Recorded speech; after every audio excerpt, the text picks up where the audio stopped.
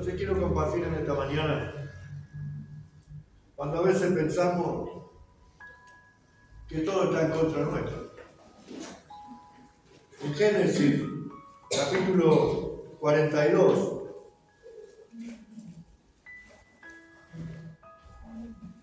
Génesis capítulo 42, versículo 36,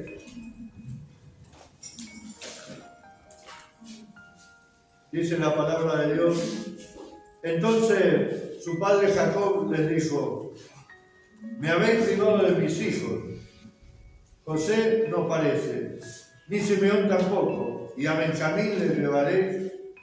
Contra mí son todas estas cosas. Y Rubén habló a su padre diciendo: harás morir a mis dos hijos si no te lo devuelvo. Entrégalo en mi mano, que yo lo devolveré a ti. Y él dijo: no descenderá mi hijo con vosotros, pues su hermano ha muerto, y él solo ha quedado. Y si le aconteciere algún desastre en el camino por donde vais, haréis descender mis canas con dolor al Seol. Hasta aquí la palabra que quería compartir, o alguno de los versículos que quería compartir en esta mañana. Porque esto no lo decía alguien que no conocía a Dios. Esto lo decía nada más ni nada menos que Jacob, que es Israel. Él creía que su hijo José estaba muerto, a quien él amaba por sobre los demás hermanos, porque sus hijos lo habían engañado. No sabía que Dios había preparado todas las cosas para que justamente Israel sea la nación que Dios había prometido a su abuelo Abraham, a su padre Isaac y al mismo Jacob. Y entonces, cuando hubo una gran hambruna en Egipto y ya no tenían qué comer, no tenían a dónde ir, dijeron: bueno, vayan y compren en Egipto. Y allí fue los hermanos de José y de Benjamín, fueron a comprar, y José, que estaba a cargo, era el segundo después de Faraón, lo vio a sus hermanos, los invitó a pasar a comer y dejó a uno de ellos preso. Le dijo: vayan y traigan al más chico. Le preguntó si estaba el padre vivo todavía, si tenían más hermanos. Le dijo: sí. El hombre ya es anciano y vive, y tenemos un hermano, Benjamín, que quedó con mi padre. Y él dijo: bueno, vayan y traigan a Benjamín, a ver si es verdad. Y como garantía de que esto iba a pasar, lo dejó a Simeón preso, o lo dejó ahí en la casa, y dijo: vayan. Y cuando fueron estos hijos a hablar con Jacob y le dijeron: mirá, el hombre fuerte de ahí de la tierra nos pide que mandes a tu hijo Benjamín. Y claro, Jacob estaba triste, todavía seguía ese duelo por su hijo José, que él pensaba que estaba muerto. Y ahora encima no estaba más Simeón. Entonces, esto es lo que leímos recién, el versículo 36, donde él dice: me habéis privado de mis hijos. José no parece, ni Simeón tampoco, y a Benjamín te llevaréis. Contra mí son todas estas cosas. En el dolor, en la tristeza, en la angustia, lo primero que pensó fue: esto es todo contra mí. Se volvió todo en mi contra. yo que hasta ahora era tan bueno y me había bendecido y provisto en todas las cosas, parece que hoy me está castigando. Ahora, este es el mismo Jacob que había visto la escalera al cielo, ¿no? Descender los ángeles que subían y bajaban. Es el mismo Jacob que luchó con el ángel y ahí fue cambiado su nombre de Jacob a Israel. Es el mismo Jacob que, igual que a Abraham y a Isaac le había prometido Dios, a él también le había prometido que él iba a ser una bendición para las naciones. Y en este momento de dolor, de sufrimiento, de angustia, de tristeza, que dice, todas estas cosas están contra mí.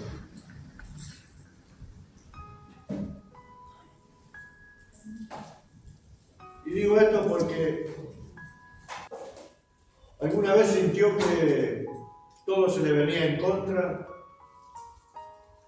que parece que se terminó la época de bonanza, que se terminó la época donde Dios era mi sustentador, el que me guiaba, el que me fortalecía, y entonces estaba siempre contento y agradecido, y de pronto vemos todo negro.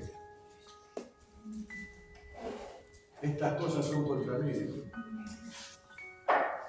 Ya me sacaron 2 hijos y se quieren llevar al tercero, y todo esto es contra mí. Y qué fácil es. Como nos engañamos a nosotros mismos, pensar de esa manera. Que todo está en mi contra. Bueno, por ahí cuando no conocíamos a Cristo decíamos que no, nos hicieron un mal. Nos hicieron un maleficio, un malicho, alguna cosa por el estilo. Y entonces por eso nos maldijeron, ¿no? Y por eso estamos pasando lo que está pasando. Pero ahora estamos en Cristo y no deberíamos creer esas cosas. Pero si creemos que como Jacob decimos, todo esto viene en contra de mí. Bueno, debe ser culpa de mis pecados, de mi vida anterior, y por eso le están pagando ahora a mis hijos, mi familia, ¿no? Y entonces empezamos a buscarle la vuelta. Entonces, en vez de arrodillarnos y ir a los pies de Cristo, casi que le echamos la culpa de que lo que nos está pasando es culpa de Él.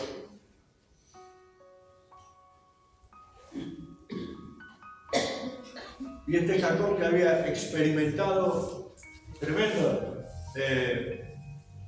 momentos sobrenaturales de encuentro con Dios, tenía tremendas promesas. Sin embargo,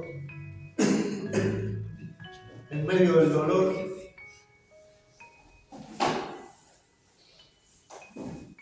empezó a flaquear y dijo, todo esto es contra mí.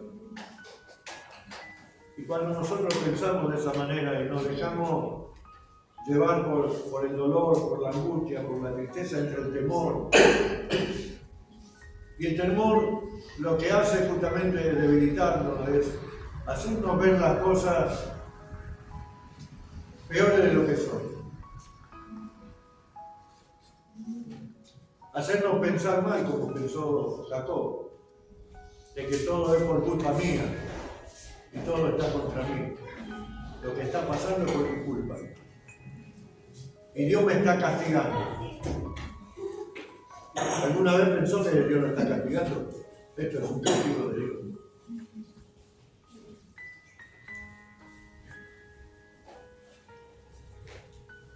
Pero cuando entra el temor, no tenemos discernimiento, empezamos a perder la fe, empezamos a sobrevalorar el problema y a disminuir a Cristo, a disminuir a Dios, a disminuir a Jesús.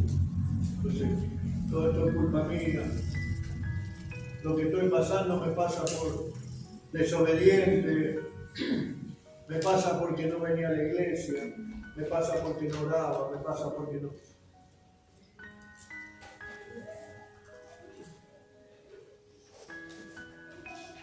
Dios no quiere que pasemos.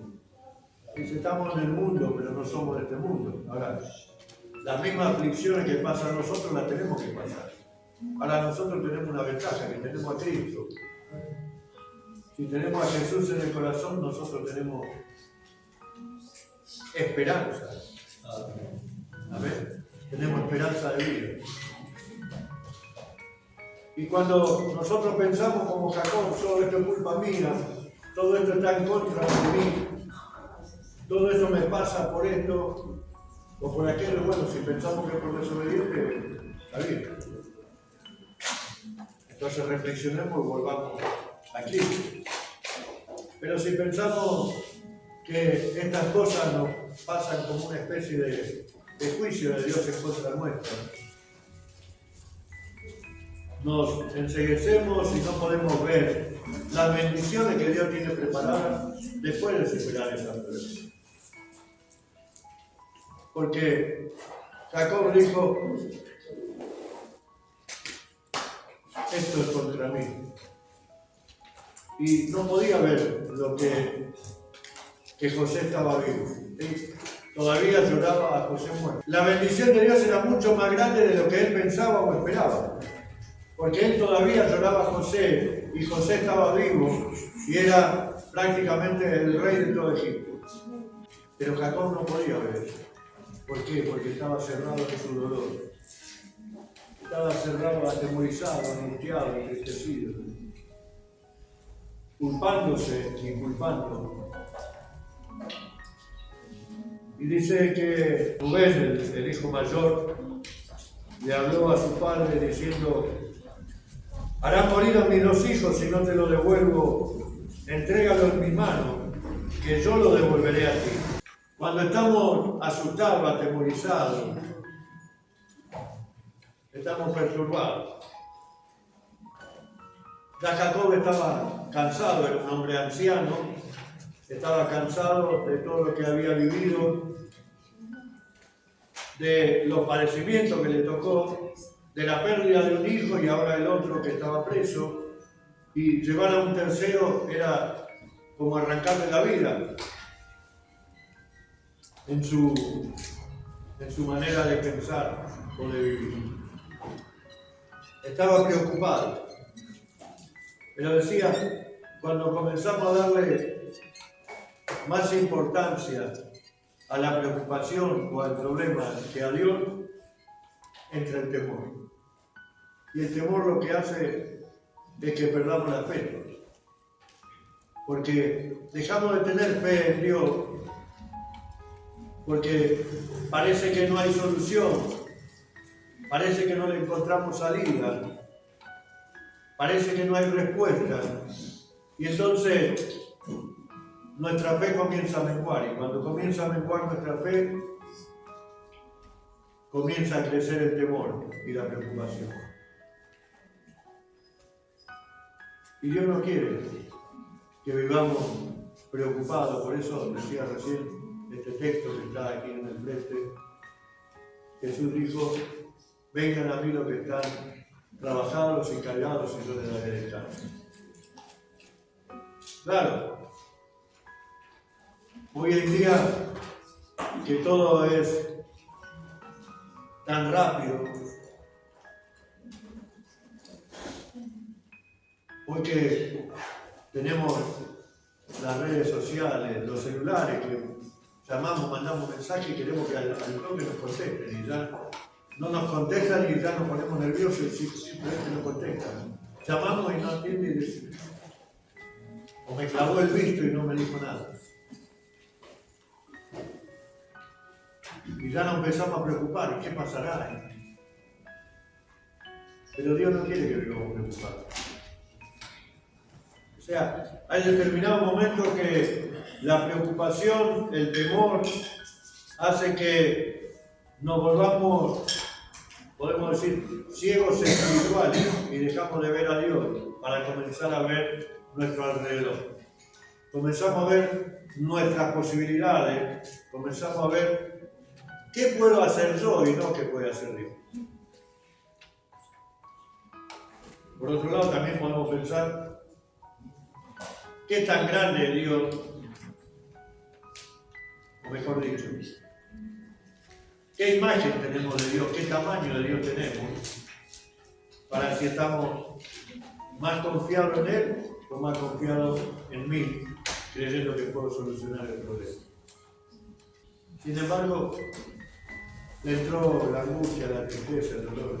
Pero dice la palabra que el perfecto amor echa fuera el temor. Y el perfecto amor es Dios el Padre. El perfecto amor es Jesús, que murió en la cruz del Calvario por nosotros.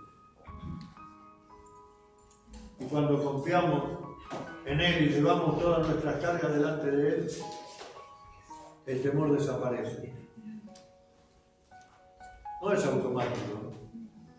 Hey, nosotros tenemos que poner nuestra parte.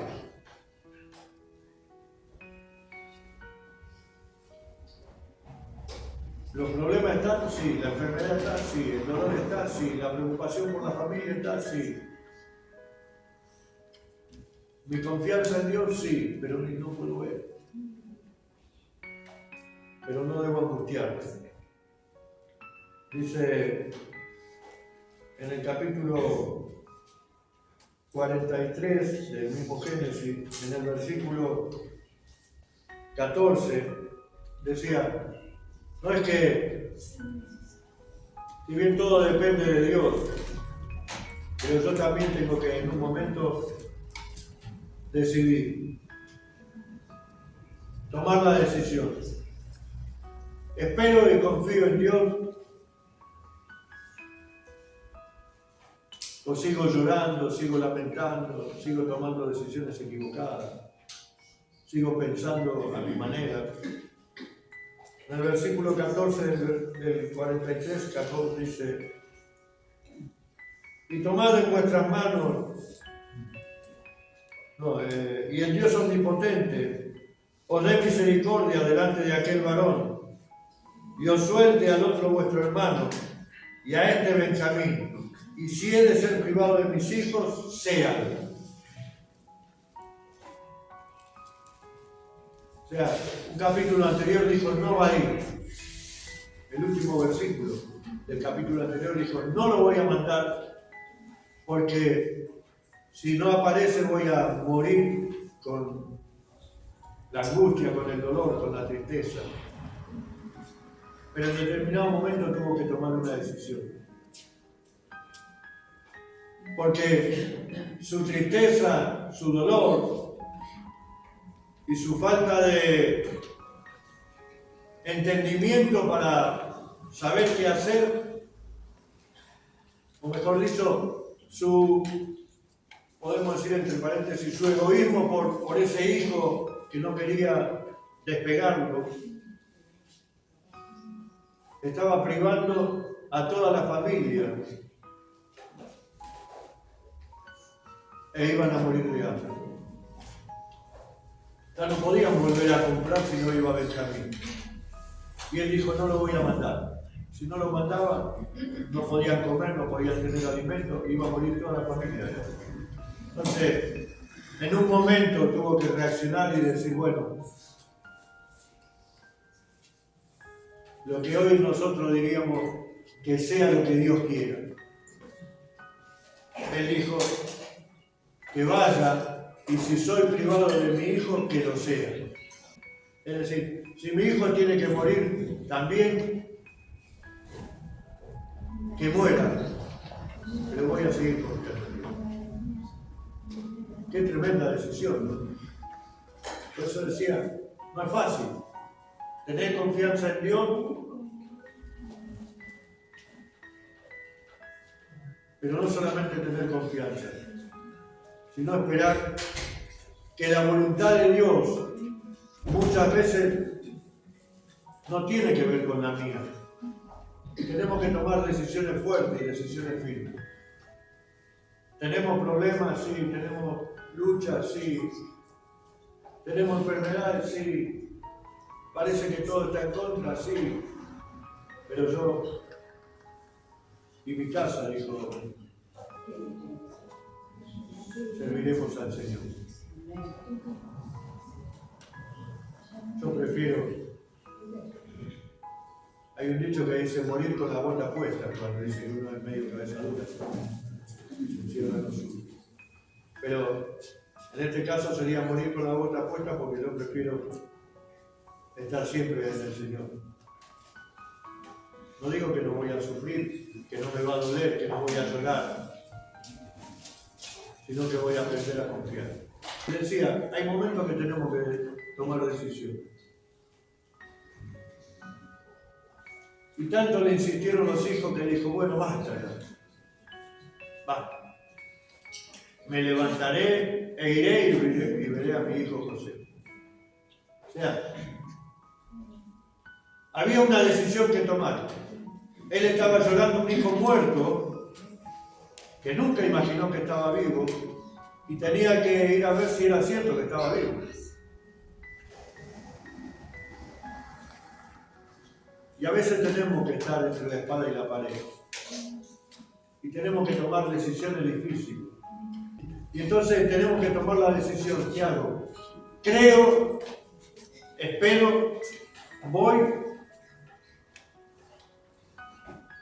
o sigo llorando. Y José es un tipo de Jesús.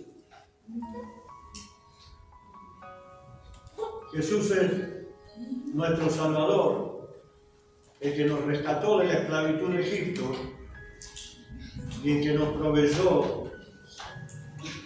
y nada nos hizo faltar. Jehová es mi pastor y nada me faltará. En lugar de delicados pastos me hará descansar. En esos momentos lo que tenemos que hacer es aferrarnos a la palabra. Dice que la fe viene por el oír y el oír de la palabra de Dios. Entonces cuando yo comienzo a leer los versículos, ya no son versículos que recito, sino que Dios me habla a través de ellos y se hacen carne en mi vida. Y me inundan de fe. Y tal vez esté viviendo la misma situación,